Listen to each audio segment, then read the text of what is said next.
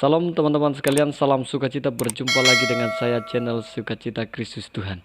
Nah teman-teman sekalian, pada pertemuan kita kali ini, pada video kali ini saya akan membahas di mana saya melihat ada berita tentang mualaf, yang dimana mualaf ini mengaku dirinya seorang mantan pendeta atau seorang pendeta. Nah, teman-teman sekalian, saya melihat di dalam video YouTube-nya, di mana di situ dikatakan pendeta Diponegoro sekeluarga masuk Islam, dan saya merasa bahwa apa yang disampaikan ini, saya lihat di YouTube channelnya, dia mengaku seorang mantan pendeta, bahkan dia menyatakan bahwa mereka ibadah di ruko-ruko, dan itu luar biasa, saya pikir. Nah, tetapi pada kenyataannya teman-teman sekalian, perlu kita ketahui bahwasanya seorang pendeta tidak semudahnya juga akan pindah gereja atau pindah agama, karena sudah memiliki pemahaman yang mendalamnya tentang terhadap kekristenan. Dan sesungguhnya seorang pendeta yang memiliki intelektual yang baik, maka tidak mudah untuk masuk atau pindah ke agama orang lain.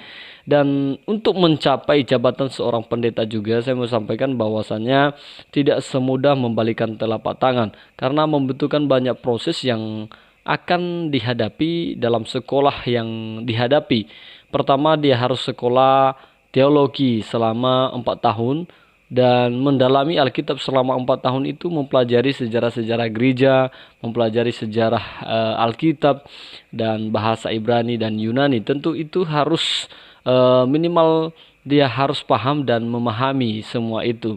Nah, tentu yang sudah sekolah pendeta ini juga sudah punya pendalaman Alkitab yang mendalam, dan secara mendalam juga sudah punya pengertian-pengertian terhadap iman kekristenan. Jadi bukan berarti seorang pendeta ini segampangnya saja memiliki jabatan seorang pendeta. Maka untuk menjabat sebagai seorang pendeta harus mengikuti aturan daripada gereja. Aturan gereja ada mengikuti dari awal setelah sarjana agama, sarjana teologi, ataupun seorang sarjana pendidikan agama. Maka yang dibutuhkan di situ dia akan melaksanakan pelayanan beberapa tahun, 1 tahun, 2 tahun, atau bahkan 5 tahun, dan dia akan mengalami proses yang namanya ada vikaris. Dari jabatan vikaris itu maka beberapa tahun nanti akan mengalami ujian lagi, ujian untuk melanjutkan jabatan seorang pendeta.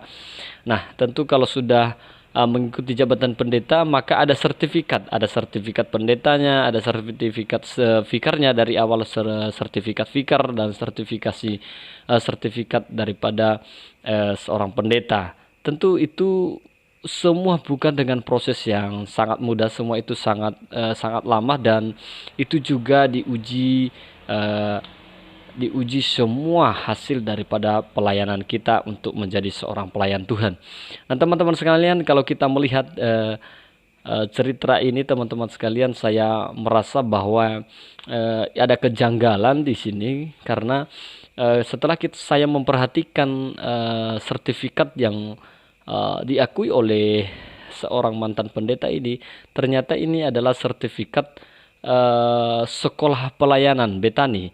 Ya, menurut saya ini bukan sebuah sekolah teologi, atau ini hanya berbicara tentang sekolah pelayanan yang mengikuti seminar daripada pendalaman Alkitab, lalu kemudian dikasih sertifikat. Jadi saya pikir ini bukan ijazah seorang pendeta, tetapi hanya sertifikat. Dan kemudian saya melihat dalam ijazah itu teman-teman sekalian, tidak ada foto daripada saudara kita ini yang menunjukkan bahwasanya ini adalah benar-benar dia adalah seorang pendeta. Bisa saja ini direkayasa, dan saya pikir apa sih untungnya untuk saudara kita ini untuk mempertahankan diri mengaku-ngaku seorang mualaf. Apakah supaya diakui bahwa dia ini sungguh-sungguh seorang mantan pendeta atau mantan pelayan yang memiliki kualitas yang baik, lalu kemudian pindah ke agama Muslim, lalu menjadi seorang ustadz, menjadi seorang yang berdakwah, apakah hanya ingin menjual eh, popularitas supaya dikenal bahwa seorang mantan pendeta mualaf dan memiliki kesaksian-kesaksian seperti berikut.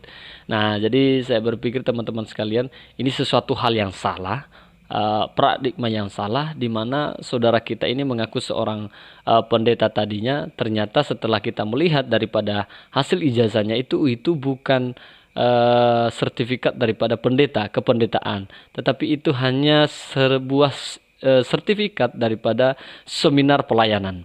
Jadi setelah saudara kita ini mengalami belajar seminar pelayanan pendalaman Alkitab, dan akhirnya dikasih sertifikat untuk pelayanan. Itu bisa saja hanya berapa bulan, bisa saja ikut seminar, seminar berapa hari atau berapa minggu, dan bisa saja dikasih itu bahwa sudah mengikuti sekolah pelayanan. Dan ini hal yang saya pikir sebuah kesalahan, dan saya ingin mengklarifikasi bahwa ijazah ini hanya sebuah sertifikat seminar saja, bukan sertifikat seorang pendeta.